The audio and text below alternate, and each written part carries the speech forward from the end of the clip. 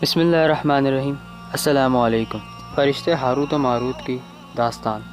ہماری ویڈیو کو لائک کریں، کمنٹ کریں، شیئر کریں اور لیٹسٹ اپڈیٹ کے لیے چینل کو سبسکرائب کریں اور بیل آئیکن پر کلک کریں۔ مذکور ہے کہ حضرت سلیمان علیہ السلام کے زمانے کے بعد بابل کے لوگوں کے اندر سحر کاری اور جادوگری عجیب و غریب طور پر رواج پا چکی تھی۔ بابل 5000 سال پہلے کا ایک شہر تھا جو دریائے فرات اور دجلہ کی وسیع و عریض رقبے پر پھیلا ہوا تھا۔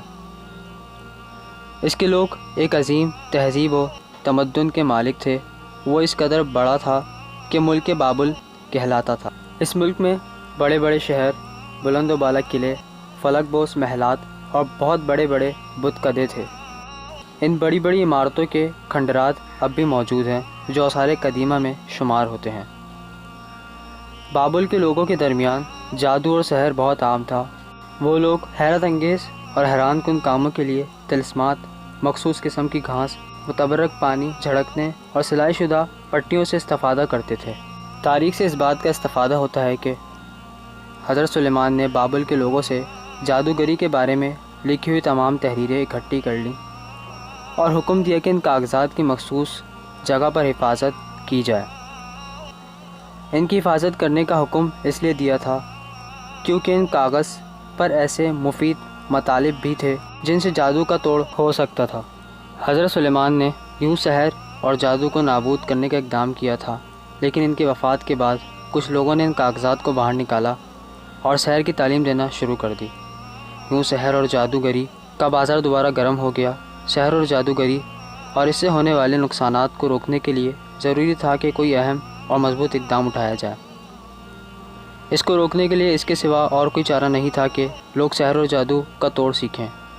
ایسا کرنے کے لیے لازم تھا کہ پہلے سحر اور جادو کو سیکھیں تاکہ اس سحر اور جادوگری کو پھونک مار کر یا دقیق مہارت حاصل کرنے کے بعد باطل کر سکیں۔ اللہ تعالیٰ نے اپنے 2 فرشتے ہاروت و ماروت کو انسانوں کی شکل میں بابل کے لوگوں کے درمیان بھیجا تاکہ وہ لوگوں کو سحر اور جادو سکھائیں کہ وہ جادوگروں کے جادو کو روک سکیں۔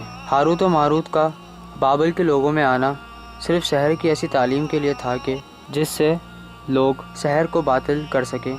اس لیے وہ جسے بھی سحر کی تعلیم دیتے پہلے اسے یہ بات بتاتے: ہم تمہارے امتحان کا وسیلہ ہیں، پس کفر اختیار نہ کرنا اور ان تعلیمات سے غلط فائدہ نہ اٹھانا۔ لیکن ان لوگوں نے ہاروت و ماروت کی تعلیم سے غلط فائدہ اٹھانا شروع کر دیا اور سحر اور جادو کے ذریعے سے لوگوں کو نقصان پہنچانے لگ گئے۔ میاں اور بیوی کے درمیان علیحدگی ڈال دیتے۔ اس غلط کام پر اللہ تعالیٰ نے ان کی سخت سرزنش کی۔ ہاروت و ماروت کو انسانی شکل میں بھیجنے کا فلسفہ یہی تھا کہ وہ لوگوں کو جادو کا توڑ سکھائیں۔ اس مقصد میں انہیں کامیابی بھی نصیب ہوئی، اگرچہ بعض افراد نے مثبت عمل سے غلط فائدہ بھی اٹھایا۔ ان 2 معصوم فرشتوں کے بارے میں کئی قسم کے خرافات گھڑے گئے ہیں جن کی کوئی بنیاد نہیں۔